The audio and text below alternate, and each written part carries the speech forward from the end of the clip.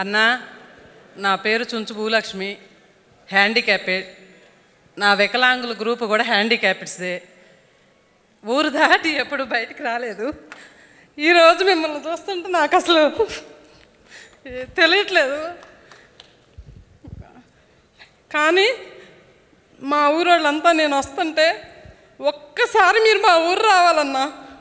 నా కోరికైతే ఇదే. మా నాన్నకి మేము 5 సంతానం, రోజు కూలి పని చేసుకునే బతకాలి. 14 సంవత్సరాల నుంచి ప్రతి సంవత్సరం 100 రోజులు పని చేపిస్తున్నా నేను. నా భర్త హ్యాండిక్యాప్డే, నేను పుట్టుకతో పోలియో, ఎక్కువ దూరం నడవలేను.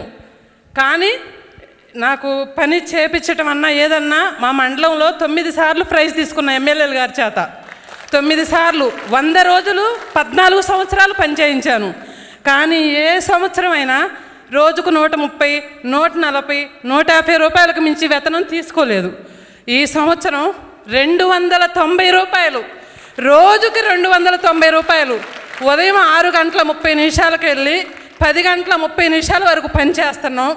ప్రతి సంవత్సరం ఎలా ఉండిద్దంటే, మా హ్యాండిక్యాప్డ్ గ్రూప్స్ అంటే చిన్నతనంగా, మీరు వికలాంగులు మీరేం పని చేస్తారు, వెళ్ళండి విడోళ్ళకి ఇస్తాం మేము పని అనేవాళ్ళు.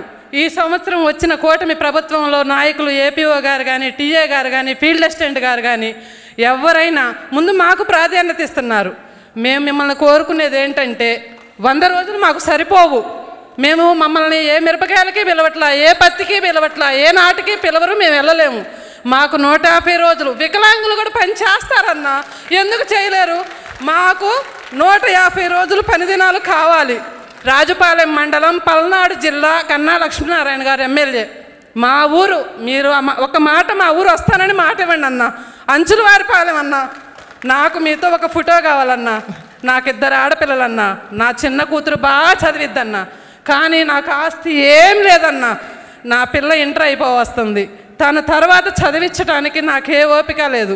మీరు నా యందు దయించి దానికి P4 అనే సెక్షన్ ఉందంటన్నా, దాని ద్వారా నాకు ఏదన్నా అవకాశం కల్పించండి అన్న.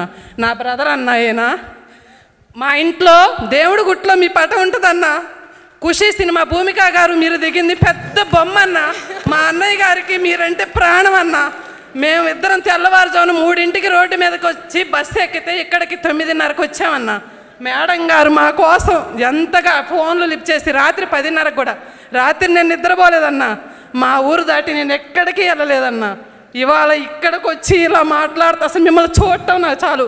ఇంతసేపు మాట్లాడాను మేడం గారు ఏమన్నా అనుకొని.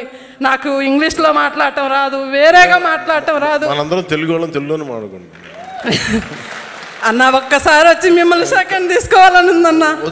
ప్లీజ్ ఒక్క నిమిషం. మీరు మాత్రం మా ఊరు మాత్రం రండి అన్న. ఒక్కసారి మా జనం అంతా మీకోసం 1000 కళ్ళతో ఎదురు చూస్తున్నారన్న. ఖచ్చితంగా వస్తాం. థ్యాంక్ యూ అన్న, థ్యాంక్ యూ అన్న.